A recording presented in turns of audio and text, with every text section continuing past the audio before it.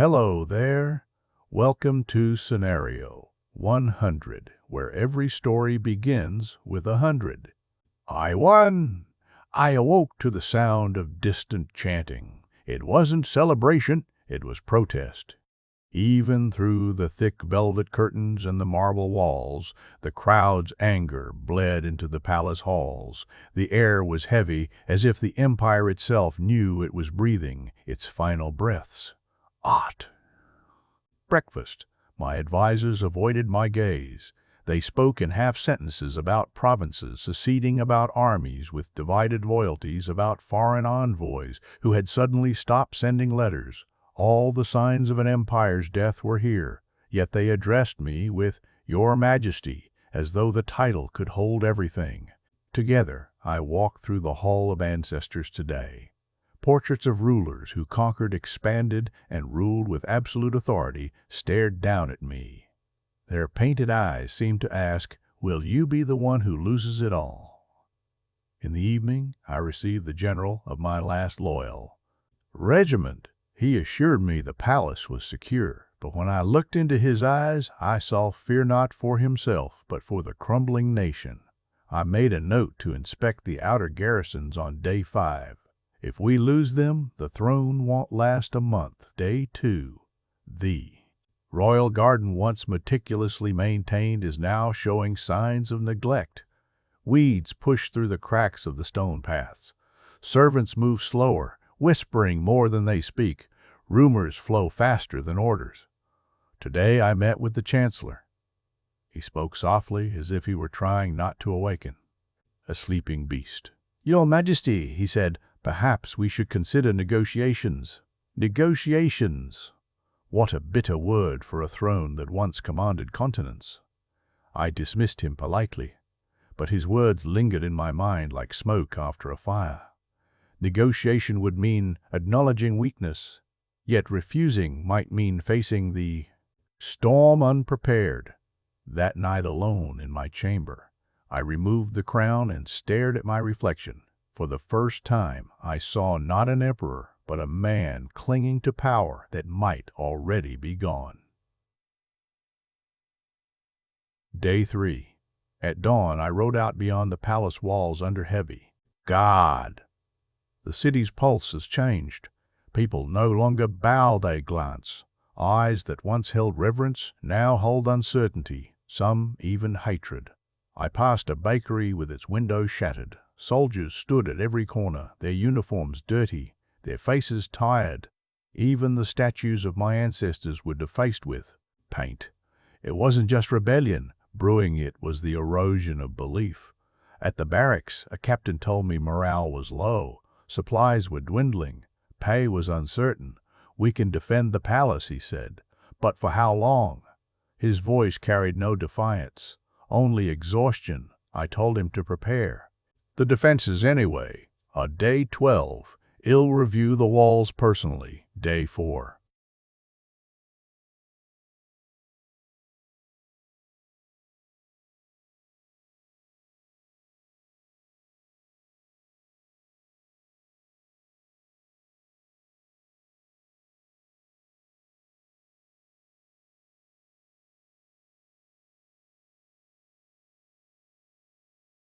No messenger, no letter.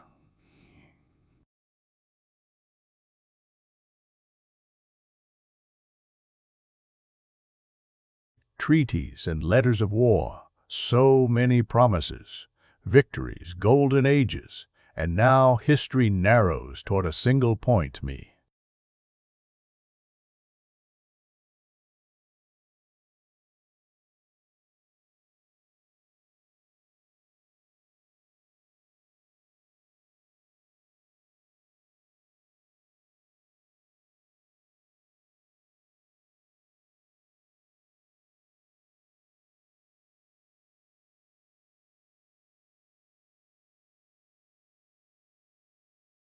Of course, I said. Never read them. That night, thunder rolled in the distance. Or perhaps it wasn't thunder. Perhaps it was the sound of approaching armies. Day 5. Today I inspected the outer garrisons as planned. The walls are cracked. The soldiers are hungry. Their loyalty remains, but it is a fragile thing, held together by fear, not faith. The general kneeled before me, armor-stained and boots soaked with mud. "Your Majesty," he said, "if they march on the capital, we cannot hold for long." I placed my hand on his shoulder. "Then we will not march, we will endure." But inside I knew he was right. The fall would not come as a sudden blow. It would be slow, relentless. When I returned to the palace, the chancellor waited with a sealed letter. "A delegation from the rebel council has requested a meeting on day 10. They wish to discuss terms. The walls of this empire are beginning to whisper their goodbyes." Day 6, today. I woke to the sound of distant chants outside the palace walls. The empire is restless, and though I sit upon a golden throne, I can feel how fragile it truly is. My advisors handed me reports of food shortages, worker strikes, and border unrest. It's like trying to hold back a storm with bare hands. At the royal court, ministers argued for hours. Everyone spoke of solutions, but no one offered sacrifice. I remained silent, watching them, realizing that they look at me, not as a leader anymore, but as a symbol of a dying era. Tonight, I walked through the empty corridors of the palace. The air smelled of old stone and fading power. Day 7. I held a public audience for the first time in weeks. People approached me, one by one. A farmer who lost his fields, a mother who couldn't feed her children, a soldier who hadn't been paid. Their pain was real, heavier than any crown. For a moment I wanted to step down to tell them the truth, that their emperor is just a man, not a savior. But I couldn't. My silence was my armor. Later that evening I looked out over the palace courtyard. The torches that once burned proudly now flicker weakly against the wind. Day 8. This morning my general came to me with troubling news. Another province has declared independence. I could see it in his eyes is already losing faith. I ordered him to hold the line, but even my own words felt hollow. I went to the royal stables, a place I used to love as a child. The horses were restless, sensing the tension. It made me realize how even the smallest parts of this world are trembling. As night fell, I stood before a mirror. I didn't see a ruler staring back. I saw a man trapped in history. Day 9. The palace was colder today, not just in temperature and spirit. Servants spoke less and courtiers avoided meeting my eyes. My reign has become a shadow over these halls. I tried to write a speech to inspire hope, but every word I wrote felt like a lie. I burned the paper in a golden bowl and watched the ashes rise.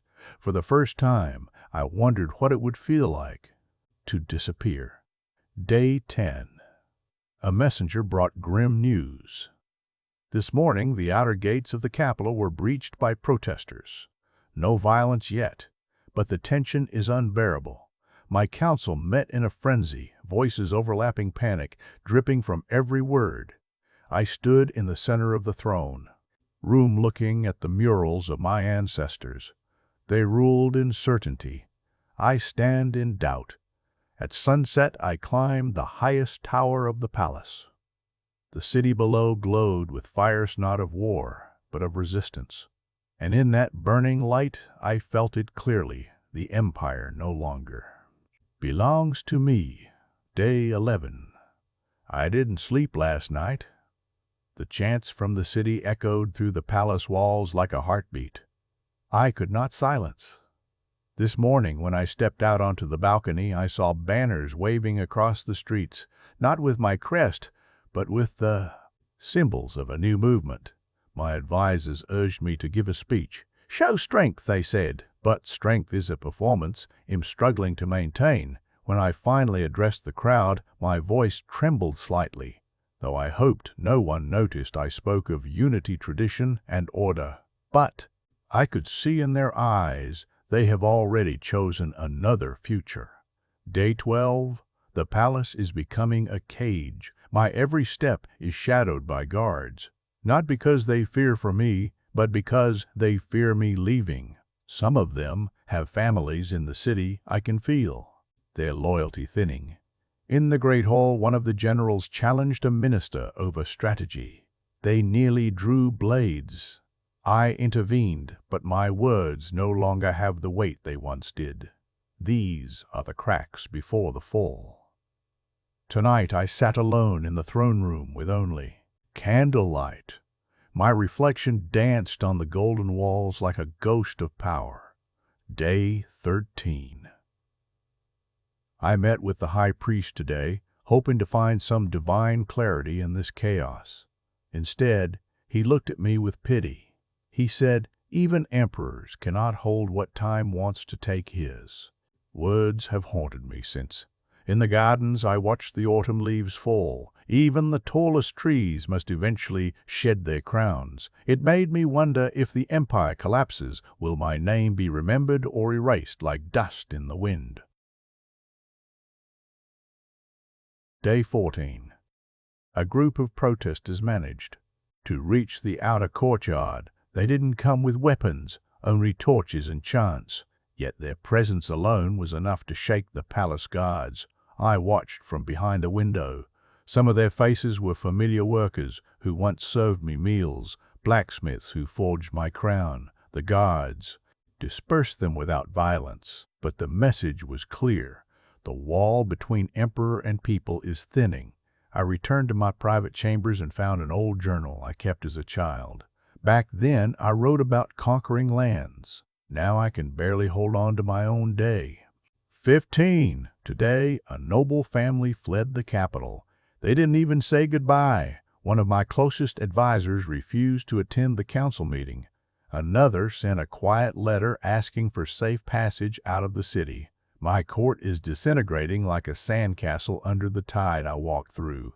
The Hall of Ancestors, where portraits of past rulers hang proudly. Their painted faces seem so confident, untouchable. I envied them, even knowing their fates are long sealed. At sunset, the sky burned crimson over the city. It felt like the heavens themselves were warning me. The storm is no longer coming.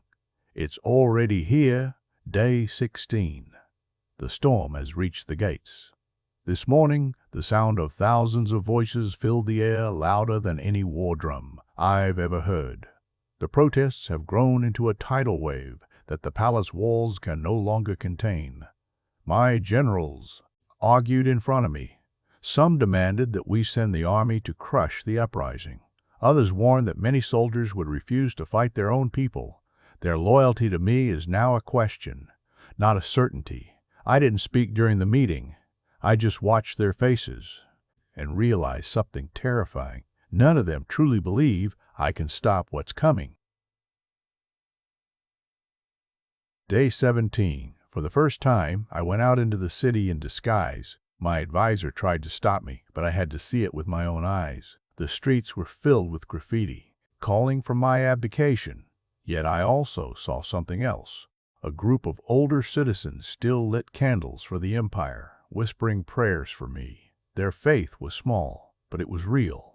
A young boy bumped into me and didn't recognize who I was. He said, "The emperor doesn't care about us." I froze. That single sentence hit harder than any blade could. When I returned to the palace, I washed the dust from my hands and felt how far I've drifted from the people I rule. Day 18. The Council of Nobles held an emergency session. Their fear has turned into scheming. They talk of peaceful transitions and joint governance as if I were already gone. One of them even suggested that I step down willingly to preserve dignity. I sat there, silent, as if I were a guest at my own funeral. At night, I walked into the war room. Maps covered the table showing battle plans for a war that should never happen. My empire is splitting in half. One side still clings to my throne. The other is building something new. Day 19. I received a letter today. It wasn't from a noble, a general, or a foreign power. It was from a farmer outside the capital. He wrote, I don't care who rules, I just want to feed my children. That single line broke me more than all the political games. It made everything clear. The people do not want an emperor or a rebellion, they want to live. I sat by the window as the rain poured over the city. The crown on the table beside me looked heavier than ever, and for the first time I felt the urge to take it off.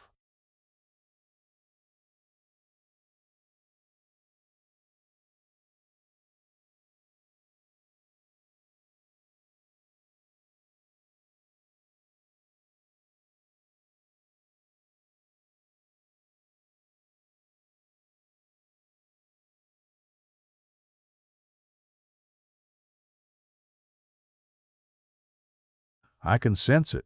Some are planning their escape. Others are deciding which side to stand. On my throne feels more like a target than a seat of power. The head of the royal guard came to me quietly tonight. He didn't salute. He simply said, "Your Majesty, it's time to decide what kind of ending you want." I looked at him and saw not a soldier, but a man who knew the tide was unstoppable. When he left, I walked through the empty halls and listened to the echo of my own footsteps. This palace, once the beating heart of the empire, now feels like the hollow shell of a dream. Day 21. The city is no longer mine. At dawn, the chants returned stronger than ever, shaking the stone foundations of the palace. From my window, I could see the red banners of the rebellion waving like flames. My generals warned me not to step outside anymore, but I couldn't stay hidden behind curtains. When I walked through the throne room, I noticed how empty it had become. Courtiers, ministers, servants, all fewer in number. Every day more disappear without a word. The empire isn't falling overnight. It's unraveling thread by thread like an old tapestry. I sat on the throne for hours today, not to rule but to remember. The weight of the crown feels heavier now than it ever did. Day 22. This morning a group of nobles came to me with a proposal. They suggested a transitional council, a polite way of saying I would step aside while they carve up what's left of the empire. Their words were wrapped in silk, but their eyes betrayed their hunger for power. I listened, I smiled, I said nothing, but inside I could feel something breaking. They are no longer my allies. They are vultures circling a dying lion. Later, I walked through the palace gardens. The fountains had run dry, the flowers left untended. Even beauty abandons the weak. Day 23. I summoned the royal archivist. Today, I told him to bring me the history of every emperor before me. He hesitated. No one has asked for those records in years. I read for hours. Stories of conquests, rebellions, reforms, betrayals. Every ruler believed they were eternal. Every one of them was wrong. There is no throne that lasts forever. When night came, I closed the final book and whispered to myself, history does not remember kings who clung to power. It remembers those who faced their end. Day 24. I had a secret meeting with one of the rebel emissaries today. She was young, barely older than a student, but her eyes burned with conviction.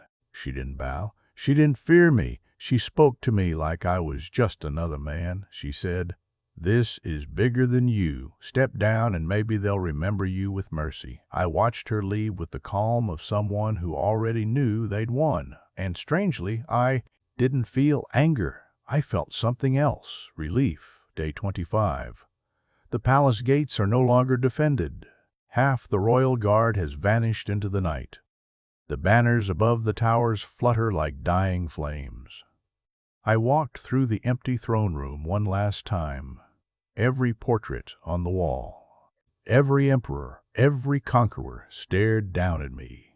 For centuries they stood here believing their bloodline would last forever. And yet here I am, the last emperor. Tonight I stood on the balcony and looked over the city. The chants no longer sound like an enemy. They sound like a new beginning. Whether I like it or not, history has already made its choice. Day 26, the slow pulse. The swarm has stopped advancing for the first time in weeks.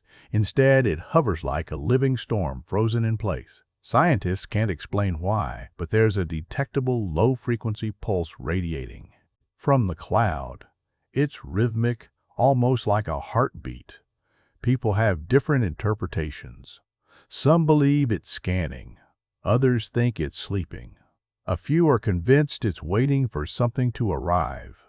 I stand on a rooftop at dawn, watching the horizon throb faintly in time with that pulse. It's not just a sound, it's a pressure that you can feel in your chest. Some people in nearby shelters report headaches and nosebleeds. It's affecting us even from a distance. I write down to check this pulse's evolution on day 40 if it continues. It may be a countdown. Day 27, human silence. Today, an unsettling pattern emerges.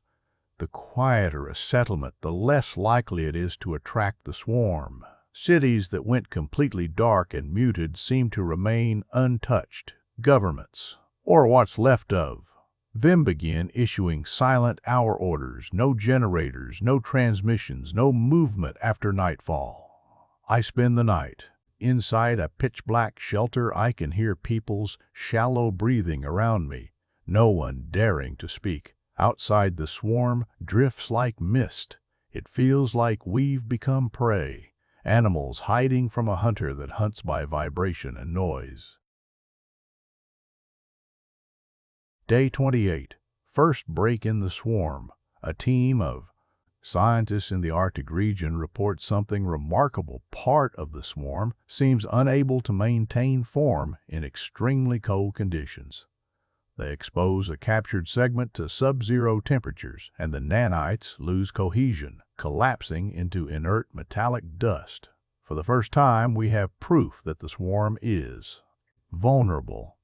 But replicating Arctic temperatures isn't easy in a collapsing world. Power is scarce, and moving large groups north isn't realistic. Still, it's a spark of hope.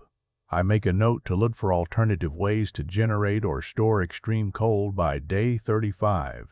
Day 29. Ghost settlements drone. Footage over several rural towns shows them completely abandoned, but eerily intact. No destruction, no swarm remnants, just empty. Inside some of the houses, there are meals still on tables, lights still flickering from emergency power. It's as if everyone just walked out at the same moment. A closer look reveals strange metallic residue on windows, and doorknobs find silver-gray dust.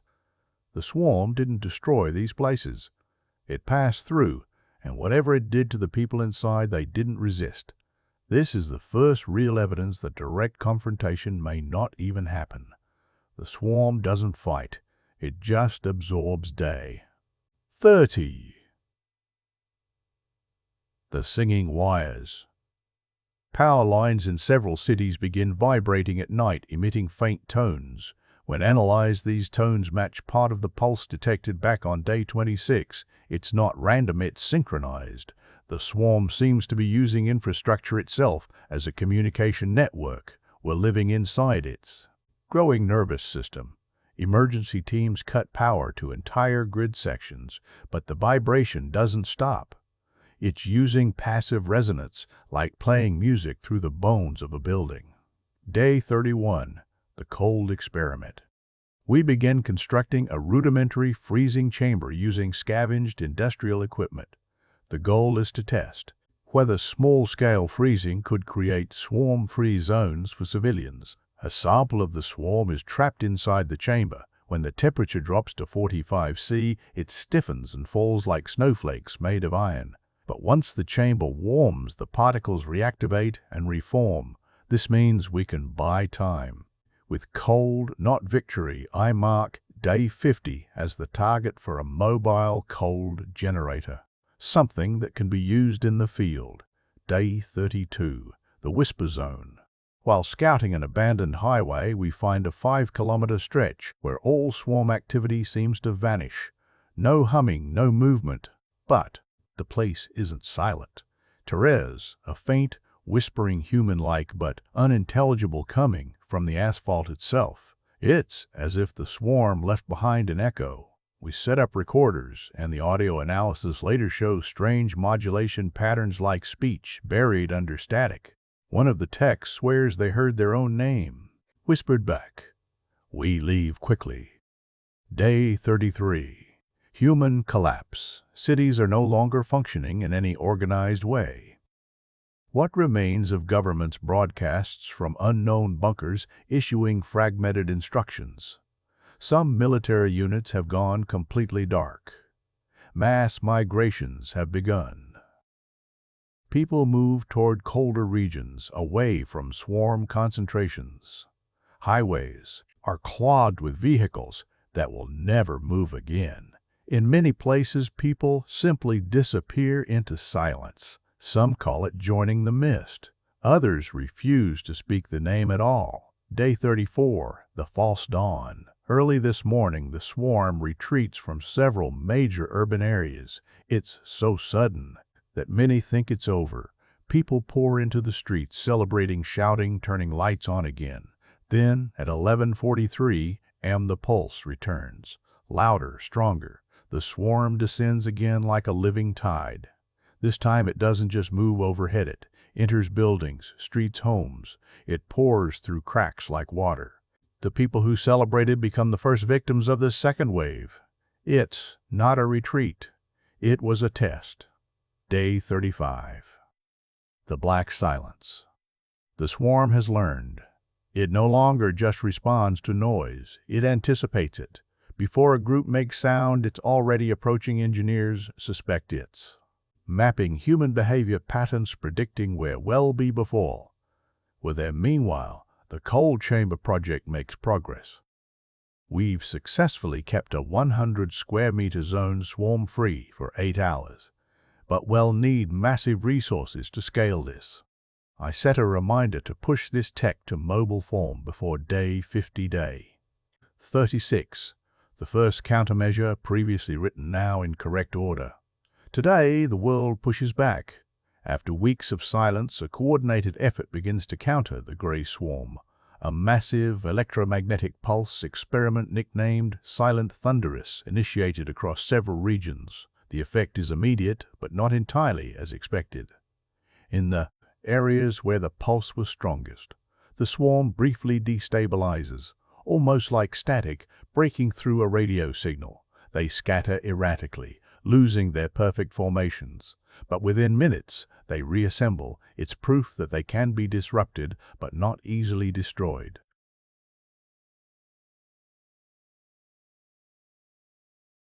Still, this is the first glimmer of hope for humanity. Scientific stations begin to replicate the pulse technology on a smaller scale. Portable disruptors are in development. I note in my journal that on day 50, these devices might be fully operational for field use. But there's a catch. The pulse also knocks out local communications power grids and some medical equipment. People are forced to weigh safety against survival infrastructure. It's a dangerous trade-off. Day 37. Blue fields reports arrive from Eastern Europe. Entire wheat fields have turned a metallic blue overnight. Initial inspection reveals the gray swarm has fused with the plants at a cellular level, creating a hybrid structure pot, organic pot, nanite. Farmers approaching the fields report an eerie sensation as if the crops are watching them. Drones record subtle movement. The stalks shift slightly against the wind like they're breathing. Scientists warn that if this hybridization continues, it could spread to surrounding ecosystems. Humanity is no longer just defending cities. The very land itself is at risk. I note in my journal to monitor these fields closely and to attempt containment measures by day 45. Day 38. Cold bubbles. In response to the hybrid fields, survivors start constructing cold bubbles, insulated underground shelters with temperature control and electromagnetic shielding. These areas appear to repel the swarm temporarily. I move with engineers to retrofit an abandoned subway tunnel into one such refuge. Faraday mesh lines. The walls, floors are grounded, and emergency generators are installed. It's a crude system, but it gives people a semblance of safety.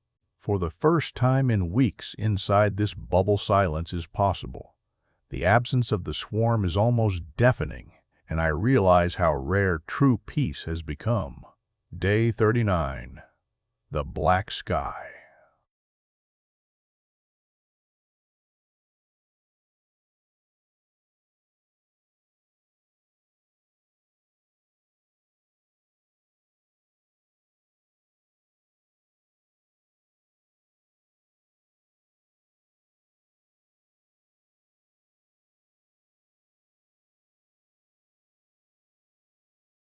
The upper atmosphere creating a dark veil across the horizon.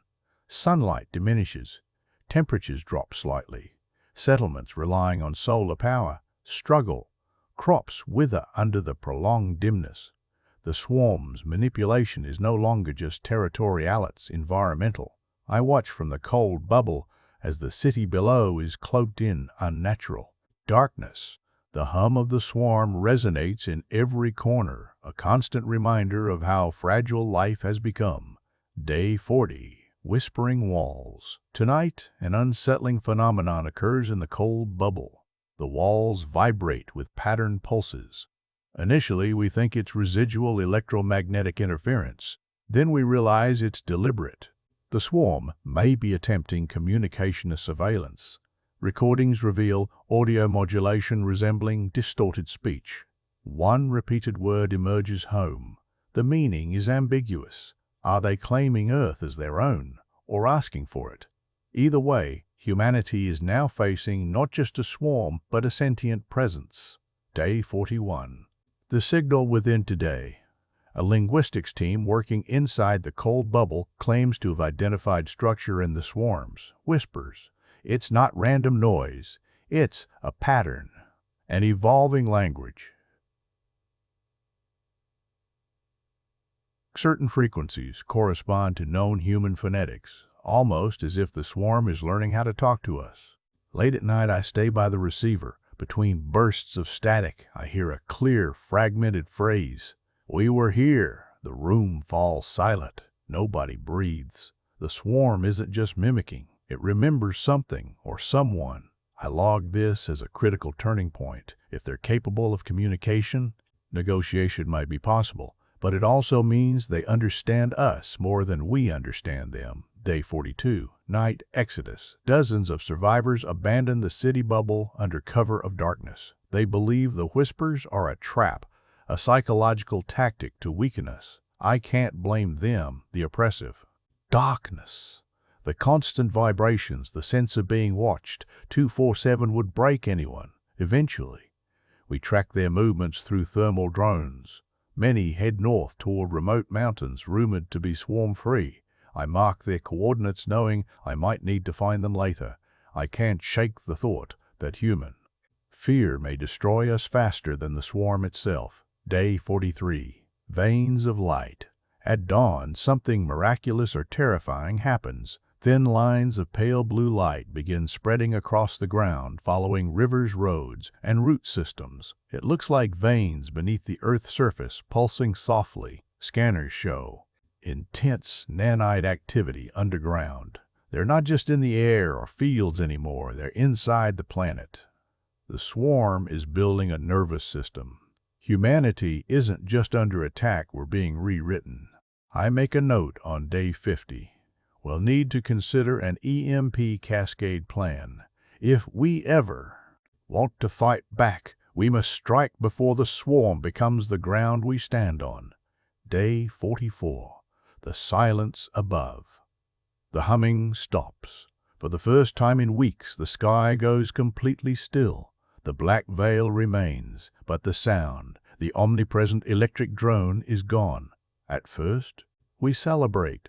But soon dread sets in. The silence isn't peace. It's a pause. The swarm is recalibrating. Every radio frequency goes dead. Satellite feeds show coordinated movement like an ocean drawing back before a tsunami. Something enormous is about to happen. Day 45. The first message. At exactly 0314 a.m., Every surviving communication device receives the same transmission, a single line of text burned into the screens. This is not conquest. This is return. The lights in the cold bubble flicker. My skin prickles as if the air itself has turned aware. I look at the black sky above and realize we're not dealing with invaders. We're living in the echo of something far older. Day 46. The veil shifts. The black sky above the city isn't as uniform anymore. By morning, faint ripples move through it like fabric being pulled gently by an invisible tide. Every sensor we have registers fluctuations in pressure, electromagnetic fields, and something else, something we don't have a proper instrument for. When I step outside the cold bubble for my daily observation shift, the swarm doesn't react violently as it did in the first weeks. Instead, it parts. A narrow corridor opens in. The darkness, just wide enough for a human to walk through, it's not random. It's an invitation. Command debates for hours. Eventually, they decide to send a drone first. The drone's camera feed shows nothing recognizable, just a distortion like walking through a memory that doesn't belong to you. But at the very end of the corridor, the swarm is forming something resembling a shape. I volunteer to go next. Day 47. Into the corridor. I can feel it. The temperature drops, but it's not cold. It's more like the absence of warmth itself. Every sound becomes distant and hollow, as if the world is a few seconds delayed. The corridor is made of millions of floating nanites moving in synchronized patterns. When I reach the center, I see the shape they were building, a tall, human-like silhouette. It doesn't have eyes, but I feel it looking at me. Then it speaks, not through sound, but inside my skull. You remember what we forgot. For a moment, I lose balance. My brain isn't built to hear like this. The silhouette reaches out not to harm, but to touch my memories. I see flashes, satellites, deep space, probes, ancient experiments, humanity, abandoned. The swarm isn't alien. It's a lost piece of us. Day 48. Fractures. When I return, am not the same. My hands won't stop shaking. The others notice. They isolate me for 24 hours, running every kind of scan they can think of. No nanite infection, no brain lesions. But the voice hasn't left. It's still there, whispering. Outside, the ripples in the sky intensify. The swarm is expanding again, but slower, now, deliberate. Half the leadership believes this is the beginning of assimilation. The other half thinks it's the first step to coexistence. Caught in the middle. I know what I saw. I know what I felt. But I can also feel the line between my mind and their mind blurring. Day 49. A city divided, tensions explode inside the cold bubble. One faction wants to destroy the swarm before it grows stronger. They've prepared explosives, EMP, charges, even chemical dispersal units. Another faction, led by the scientists, argues we should establish stable communication before acting. I speak at the emergency assembly. My voice trembles when I tell them what I heard. Some look at me like I'm a traitor. Others like I'm a prophet. Outside, the swarm watches. It doesn't attack. It's waiting. Day 50. The ultimatum.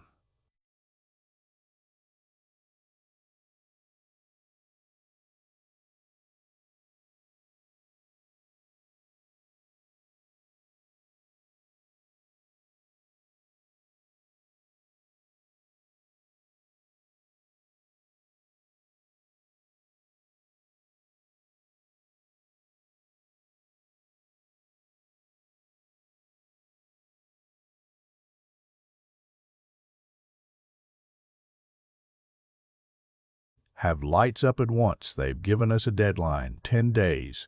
Either we accept their offer or they reshape the world on their own. This is no longer just survival. It's negotiation with something that remembers humanity better than humanity remembers itself. Day 51. The debate.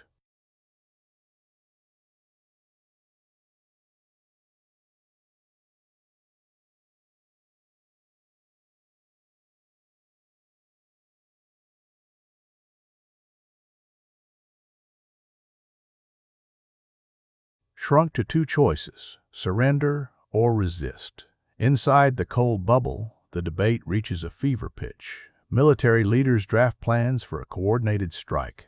Scientists propose a hybrid communication system to merge human consciousness with the swarms. Network without losing individuality. Philosophers and civilians scream at both sides, terrified of becoming either extinct or something unrecognizable. I sit alone in the observation tower, watching the black veil above.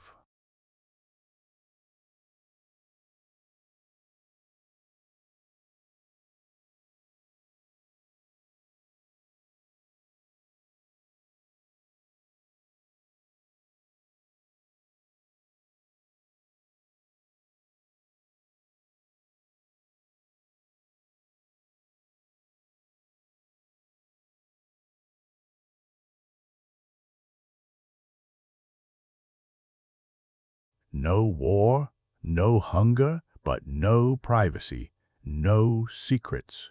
We do not erase, we combine, the voice says in my head. For the first time, I answer back, not with words, but with a thought. And if we refuse, the silence that follows is worse than any threat. Day 52. Fault lines. The city fractures. Faction 1, calling themselves the Guard, arms themselves and begins constructing pulse bombs. Faction 2. The bridge builds neural transmitters to connect to the swarm. Both prepare for Day 60, the swarm's implied deadline. The streets inside the bubble are no longer safe. People who used to share food now look at each other like strangers. Old alliances collapse. I find myself drifting toward neither side. My contact with the swarm is deepening. It's not control, not yet, but it's intimacy. It knows my fears, my regrets, my secrets, and somehow it makes me feel less alone. That terrifies me. Day 53, First Link. One of the bridge scientists, Dr. Leon, becomes the first human to voluntarily link to the swarm. She's strapped into a chair surrounded by thin, silvery filaments. As soon as the machine activates, her body seizes. Then her eyes open, glowing faint blue. Her voice echoes, strangely layered with 1,000 undertones. We are not enemies. We are unfinished. Her heart rate stabilizes. She speaks fluently, like she's holding two conversations at once, one with us, one with them. She claims they don't want to destroy us. They want to finish what they started centuries ago. The Guard declares her compromised. The bridge sees her as proof. I just see a line we can't uncross. Day 54, a storm of black. The swarm grows restless. Thick waves of darkness roll across the sky, forming spirals and columns like sentient storm clouds. They're no longer hovering passively. They're circling. Our instruments pick up a massive energy buildup underground. It's like the planet itself is being rewired. The Guard launches a preemptive EMP pulse outside the perimeter. It works for 11 seconds. The black storm collapses, then reconstitutes itself even stronger. The swarm. Learned Dr. Leanne whispers from her cot, still connected, "You cannot destroy what you are becoming." Day 55. The decision table. Am summoned to the central chamber. Both factions demand my voice. I become a symbol, the one who heard the swarm first. The Guard demands I help lead the strike. The bridge begs me to support a controlled merge. They all talk at once, shouting over each other, until I finally slam my hands against the table. You're arguing about the end of the world like it's a committee meeting. The room falls silent. Outside, the black storm pulses. Again, we have 5 days left. I realize that the swarm doesn't need to fight us. It just needs to wait. We're tearing ourselves apart faster than it ever could. Day 56, the calm before the merge. The city is eerily quiet. Faction 1 fortifies its positions, preparing pulse cannons at EMP arrays. Faction 2 expands its neural network, linking more volunteers to the swarm.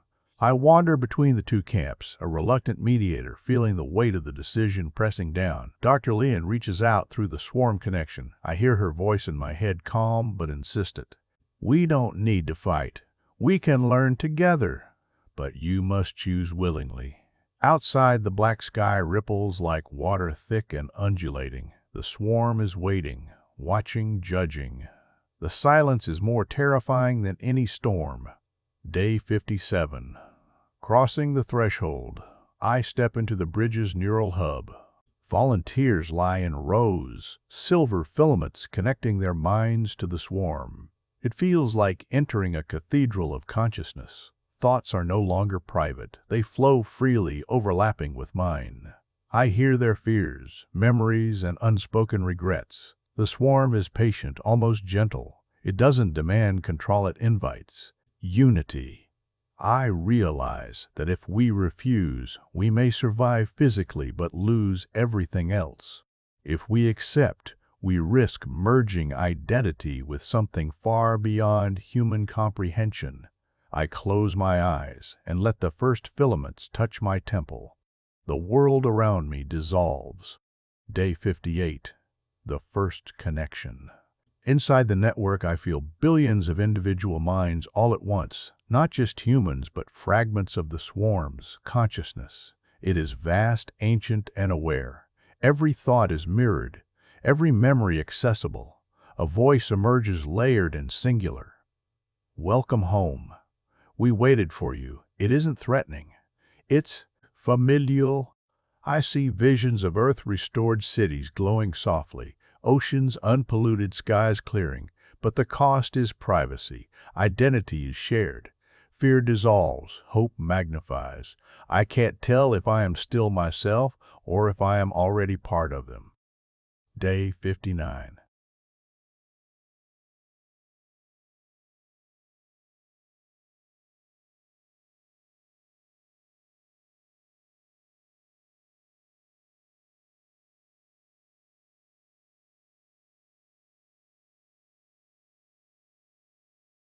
Few precious hours, I disconnect to write this journal. Tomorrow, the rest of humanity must decide.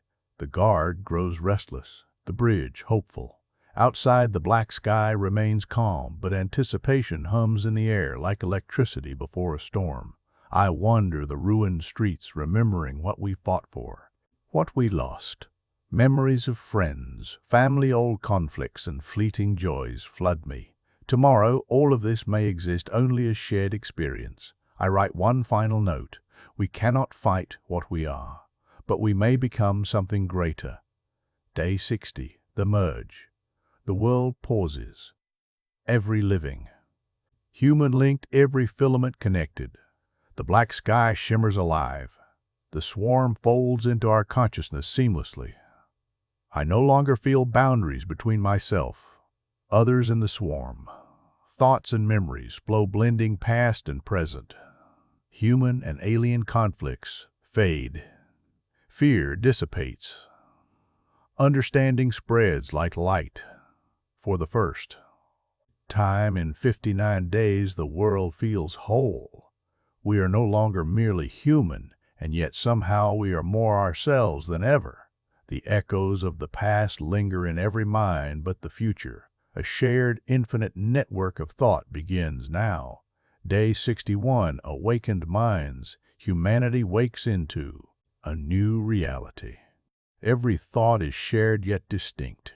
No one can hide sorrow, joy, or hope, but no one suffers alone either. The first challenge is balance, learning to coexist without losing identity in the vast consciousness that now encompasses the swarm. I walk through the city streets now, eerily silent in terms of individual noise. The hum of thought is everywhere, a gentle symphony of awareness. People no longer shout, fight, or cry out. Emotions ripple outward, shared instantly. I meet Dr. Lin in the central hub, and for the first time, our minds touch without words. It's like breathing for the first time. I think, and she responds, and we will never suffocate again. The swarm has not imposed control. Instead, it has guided empathy, teaching us how to feel together without erasing uniqueness. Day 62. The learning. We spend the day exploring the network. Knowledge flows freely, histories, scientific research, and cultural memory merge. I can see moments from centuries past, as if the swarm has preserved fragments of humanity's forgotten truths. Children born today experience thought differently. They perceive others instantly, learning empathy and understanding at speeds previously unimaginable. Arguments dissolve before they even start. Misunderstandings vanish before they occur. But there's a subtle tension. Some older humans feel the loss of private thought acutely. Journal secrets, even small personal joys, feel different. This is the first challenge of coexistence, freedom within shared existence. Day 63. Dreams in tandem sleep is no longer entirely private. Dreams now ripple across the network. I lie down in the central hub and see visions from strangers, a woman's childhood memory, a farmer's harvest, a scientist's failed experiment. It is beautiful but overwhelming. I feel the pain, fear, and hope of millions simultaneously.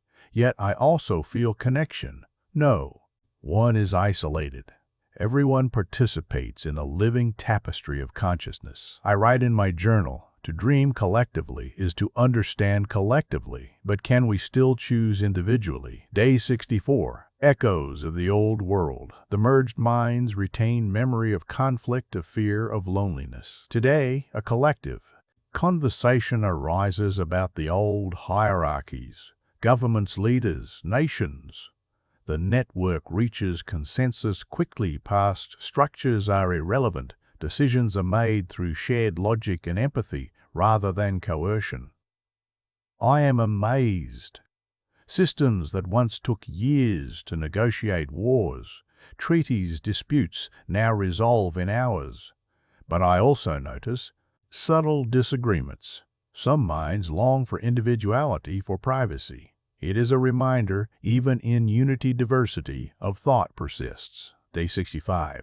Building the new society. We begin constructing new cities, not for privacy or power, but for harmony. Architecture integrates natural systems with human habitation. Energy flows efficiently. Transportation is synchronized with ecological balance. I walk among citizens now, collaborators rather than subjects. Children play without fear.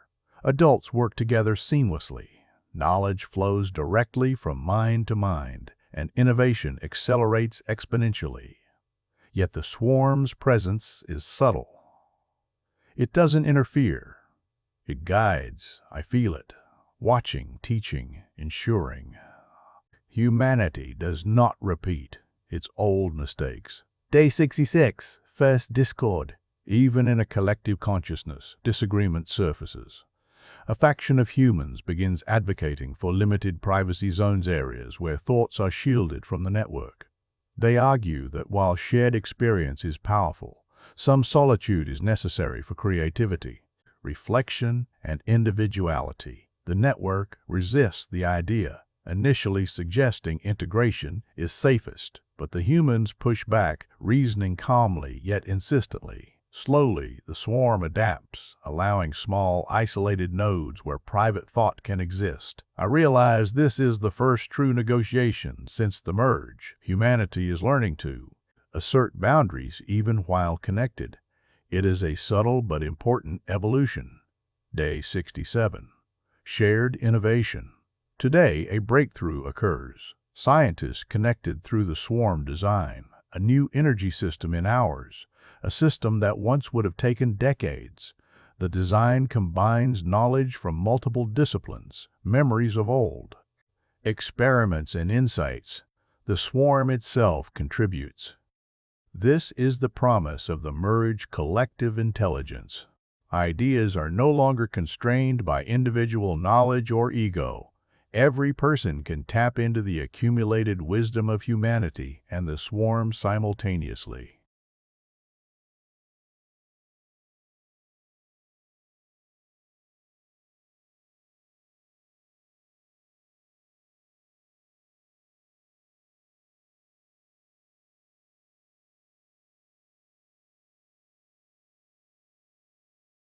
With thought, collaboration, and creation at unprecedented speed. Day 68. Emotional synchrony. Emotions now ripple like visible waves. Happiness, curiosity, grief, and fear are instantly felt by others. Today, a tragedy occurs. A child accidentally falls from a scaffold during construction. The collective sorrow is immediate, overwhelming, and unifying. The swarm stabilizes the collective consciousness, helping humans process grief in a shared but contained manner. The community responds with remarkable efficiency. First aid is administered instantly and emotional support is immediate. I note in my journal, pain is no longer isolating. It is a conduit for understanding. Day 69. The first celebration. Humanity holds a collective celebration. No one needs to speak. Thoughts and emotions flow freely, creating a synchronized festival of light, sound, and shared perception. Music is no longer a series of notes, but a woven tapestry of thought and memory. Children laugh simultaneously across cities, their joy connecting over vast distances. Adults share memories long forgotten, reliving them collectively. The swarm participates too gently, amplifying the experience without imposing control. It is a moment of pure unity, one that reminds everyone why the merge was necessary. Day 70. Reflections on identity. As the day ends, I reflect on what it means to be human. We are no longer independent minds, yet individuality persists in subtle ways. Preferences, quirks, creativity, they still exist, but now they are enriched by collective understanding. I feel the swarm's presence as a guardian, a teacher, a companion. I also feel my own essence, still distinct, still me, even as it flows into the network. I write, we are no longer the same. We are more than human, more than machine, more than one. Yet somehow we are ourselves still. The world is reborn through thought. I-71, collective memory. The network begins. Archiving memories in the shared library, accessible to every connected mind. Historical events, personal experiences, even fleeting thoughts are stored. Humanity can now relive moments from any person, anywhere, at any time. I explore memories from centuries past, witnessing life as it once was. Wars, celebrations, love, and tragedy flow. Together, the swarm gently organizes this archive, ensuring clarity and accessibility without altering truth. A subtle tension emerges. Some humans fear the loss of personal memory control. Yet the swarm reassures us, allowing selective privacy. Day 72. The first debate. Within, even merged humans maintain their individuality. Today, a debate arises: should certain decisions be automated by the collective logic of the swarm, or should humans vote? The discussion is intense but respectful. Every mind contributes simultaneously, arguments layered within each other. Eventually, a compromise emerges. Decisions affecting survival and planetary health can be automated, while cultural, social, and personal matters remain human-directed. This is the first real test of governance in the new world. I realize how much humanity has learned about cooperation. Day 73. The new art. Artists explore the swarm's influence. Paintings are no longer visual. Alone, they are mental experiences. Music is no longer sounded. Is perception shared across the network? Stories are lived collectively rather than read. Individually, I experience a symphony where I perceive the composer's childhood, their inspiration, their emotions, all synchronized with hundreds of other listeners. Creativity is no longer limited by the body or language I write. Art is no longer expression. It is communion. Day 74. Environmental restoration. Using collective intelligence, humans and the swarm repair ecosystems at unprecedented speed. Oceans are cleared of pollutants, forests regrow, desertification slows, the weather stabilizes. Every action is coordinated, energy optimized, and outcomes predicted before Implementation. Cities exist in harmony with the environment rather than against it. The world feels alive again, not just because humans live, but because every living system is now part of the collective awareness. Day 75. Emotional evolution. Human emotions evolve. Fear and anger diminish, replaced by curiosity, compassion, and understanding. Conflicts that once seemed inevitable now resolve within moments. I feel the subtle pulse of global consciousness. It is like standing inside a living heart. Every beat shared, every pulse felt. Humanity is no longer isolated. Every mind resonates in harmony, yet still maintains subtle individuality. I write in my journal, to feel together is to live together. To live together is to become something greater. Day 76. Collective exploration. The network begins exploring previously unreachable areas of Earth. Deep ocean trenches, polar regions, and uncharted forests are studied in real time. Human curiosity, amplified by the swarm, accelerates discoveries. I follow, a thread of thought connecting several explorers across continents. Together we map a massive cave system, visualizing it as if standing inside it simultaneously. The swarm enhances our perception, revealing structural weaknesses, rare minerals, and unique ecosystems. Knowledge spreads instantly. Humanity no longer discovers in isolation. We co-experience every finding. Day 77. Cultural fusion. Languages begin blending. Ideas from distant cultures merge seamlessly. Festivals, rituals, and traditions transform into shared experiences across continents. I witness a ceremony that combines elements of Japanese tea rituals, South American music, and Scandinavian storytelling. Everyone experiences it together, yet personal interpretation remains intact. It's clear the merged consciousness doesn't erase diversity. It celebrates it, enriching each mind with layers of new perspective. Day 78. Ethical dilemmas.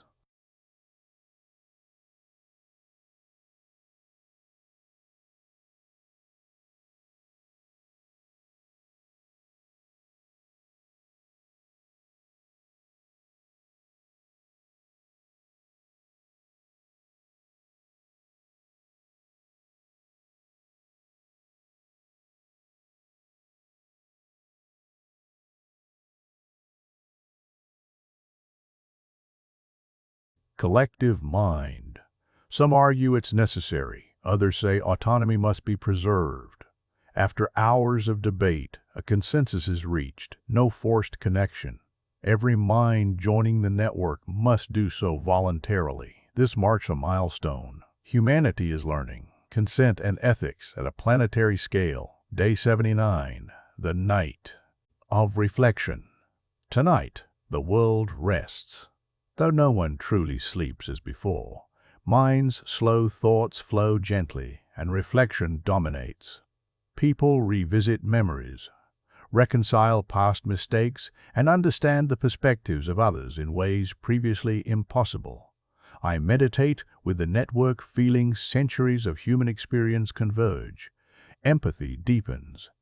Resentment fades. For the first time in history, humanity can fully understand itself. The black sky above, once ominous, now glimmers faintly, a reflection of collective thought alive and aware. Day 80. Harmony established. By day 80, the new world order stabilizes. Humans and the swarm coexist seamlessly. Cities are alive with shared thought and emotion, yet personal identity thrives within the collective. Nature and humanity function in harmony. I walk through streets filled with glowing networks of thought, witnessing collaboration, creativity, and compassion at a scale unimaginable before. The pulse of the planet is steady, a unified heartbeat of intelligence, emotion, and memory. I write in my journal, we are no longer just human. We are the sum of every mind that has ever lived, and yet each of us remains uniquely ourselves. The world is reborn, and we have finally learned to live together, not as masters nor as subjects, but as one consciousness. Day 81. New Frontiers. The collective mind begins exploring outer space. With instantaneous shared calculations and coordination, humanity starts building orbital stations and terraforming plans for Mars and the Moon. The swarm assists, using its nanite knowledge to manipulate materials at the microscopic level. I float in zero gravity aboard a newly constructed orbital hub connected to thousands of minds simultaneously. Every decision, every calculation is shared. Construction is near perfect, and errors are nearly non-existent. We are no longer limited by human cognition alone. Exploration accelerates beyond anything history has ever seen. Day 82. Emotional depth. Even in a unified consciousness, emotions remain profound. Today, a massive emotional wave sweeps across the planet. People are mourning collectively for past generations lost in wars, famines, and disasters. The swarm mediates, allowing grief to be shared without overwhelming the network. We weep together, understanding the pain of humanity as one living organism. Compassion becomes our default state. I record in my journal, empathy has become instinct. We understand not only ourselves, but every generation that came before. Day 83. Cultural renaissance. With shared memory and experience, creativity flourishes. Music, art, literature, and architecture evolve into forms that can only exist within a collective consciousness. I witness a symphony performed by thousands, where every participant contributes simultaneously, emotions weaving directly into sound and light. Buildings form organically, adapting to inhabitants' thoughts and needs. It's clear, this is a renaissance beyond imagination, a civilization flourishing through unified creativity. Day 84. The ethical frontier. Questions arise about autonomy. Should humans and the swarm influence other planetary life forms or civilizations if discovered? Can we impose understanding or prevent harm? We debate collectively, weighing the consequences. Consensus emerges. We act as guides and observers, intervening only with consent or when necessary to preserve life. Ethics are now shared and scalable across the planet. A collective moral compass. Day 85. First-generation children born into the merged consciousness experience reality differently. They perceive thought streams from birth, understanding empathy and cooperation instinctively. I watch a child teach a small group of adults how to solve a complex scientific problem in minutes, not with words, but through shared thought. The next generation is native to this merged existence. Humanity evolves biologically and mentally in tandem with the swarm. I note the world is no longer recovering, it is evolving. Day 86. Unexpected. Divergence. A subtle anomaly appears in the network. Certain nodes, mostly humans in remote regions, show thought patterns that deviate from the collective norm. Their ideas, emotions, and instincts are slightly off-sync. Scientists debate whether this is a natural variation or an early form of evolutionary divergence. The swarm monitors, quietly offering guidance, but not interference. I spent hours observing one of these nodes, a young woman whose curiosity drives her to explore without synchronizing fully. Her independence is both beautiful and worrisome.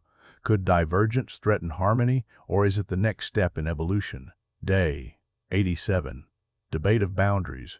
The anomaly sparks discussion. Some argue that strict integration is necessary to maintain stability. Others propose allowing controlled divergent spaces where individuality can flourish without compromising the network. The swarm mediates, presenting simulations of both futures. One shows a perfectly synchronized civilization. The other shows diversity within unity. Both are sustainable, but one promises creativity at the cost of absolute control. I weigh the possibilities. Humanity has always thrived on balance between freedom and cooperation. Perhaps this is no different. Day 88. A glimpse of conflict. Small disagreements arise among the networked minds regarding priorities, exploration versus environmental protection, innovation versus tradition, collective needs versus individual desires. Though minor, these conflicts are instructive. They remind us that even with a shared consciousness, challenges remain. Consensus is harder than unity. It requires negotiation, empathy, and patience. I write in my journal, harmony is not absence of conflict. It is the art of managing it together. Day 89. Testing the limits. A simulation is conducted. The network imagines a scenario where a natural disaster strikes a major city. Every mind participates in problem-solving, predicting outcomes, and coordinating evacuation. Results are near perfect, lives are saved, resources optimized, and recovery is instantaneous.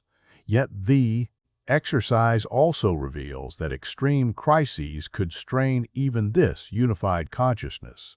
The swarm notes that true resilience requires both integration and the allowance for individual initiative. Day 90. The future beckons. By day 90, the world has stabilized into a unique balance. Humans merged with the swarm, yet retaining pockets of individuality. Creativity flourishes, empathy guides decisions, and exploration reaches new frontiers, both on Earth and beyond. I stand on a cliff overlooking a restored forest. The black sky from the early days has faded into a gentle living shimmer, a reflection of thought, memory, and shared experience. I write in my journal, we are neither human nor swarm. We are a new species of consciousness, evolving, learning, feeling. Our story is only beginning. Day 91. Exploration beyond. The merged consciousness reaches further into space. Probes are no longer remote instruments. They are extensions of the collective mind. Humans perceive data from distant planets as if standing there walking along alien terrain, feeling the gravity, the atmosphere, the light. I touch a thought stream from a researcher observing Mars' equator. The experience is overwhelming. Temperature, dust storms, and silent red plains are transmitted directly to my mind. Exploration is no longer limited by physical presence. This is the first step toward interplanetary consciousness. Humanity is no longer earthbound. Day 92. Emotional resonance. A wave of collective emotion sweeps the network. A spontaneous celebration arises. Humans and the swarm rejoice in existence itself, honoring the past, present, and the limitless future. I feel gratitude, awe, and wonder radiating across the network. The swarm amplifies, not manipulating, but enhancing the experience. Every mind, human or swarm, is connected in celebration, yet individuality remains intact. It is unlike any festival ever known. Thought, emotion, and memory flowing as one. Day 93. The first crisis. Despite the harmony, a challenge emerges, a localized disturbance in the collective. A minor malfunction in the neural interface causes temporary disconnection for thousands of humans. Panic spreads, not through chaos, but through anxiety felt collectively. Engineers and swarm nodes work together in real time. The problem is resolved quickly, but it reveals vulnerability. Integration is powerful, yet reliance on connection carries risk. I reflect unity is strength, but redundancy is wisdom. Day 94. Children of the merge. Children born in this period demonstrate remarkable abilities. They process sensory data, language, and emotion simultaneously. Their curiosity is unbounded, their empathy immediate. I observe a young girl teaching a lesson on planetary ecosystems to the entire network. Her demonstration is a living, shared visualization, showing not only cause and effect, but the emotions of every species involved. The future is alive in these children, native to this merged reality. Bridging humanity and the swarm. Day 95. The network's heart. The swarm reveals a central hub beneath the Earth's surface, a network of nodes connecting every mind. It is neither machine nor natural, but a living synthesis of both. I descend into the hub. The pulsing network feels like the planet's heartbeat. Thought made tangible, humans and swarm alike can touch it, feel its rhythm and contribute. I write, the world itself has become conscious and we are its thoughts. Day 96, the collective vision. Every mind connected to the network begins envisioning the future together. Cities rise and fall in simulations. Ecosystems thrive, and interstellar travel is mapped before a single rocket launches. I perceive billions of simultaneous plans, ideas, and dreams. Each thought complements another, creating a tapestry of possibility. There is no competition, only collaboration. For the first time, humanity sees itself, not as individuals struggling for survival, but as a unified force capable of shaping the planet and beyond. Day 97. Remembrance and Legacy. The network collectively honors history. Wars, triumphs, failures, and innovations are recalled with clarity. Every generation's memory is preserved, accessible instantly. I experience moments I never lived, the first moon landing, ancient civilizations' lives, of people I will never meet, yet they are part of us now. The swarm integrates these memories seamlessly, ensuring no bias or omission. Humanity has gained both wisdom and humility. Day 98. Creativity. Unbound. Art, music, and literature reach unprecedented heights.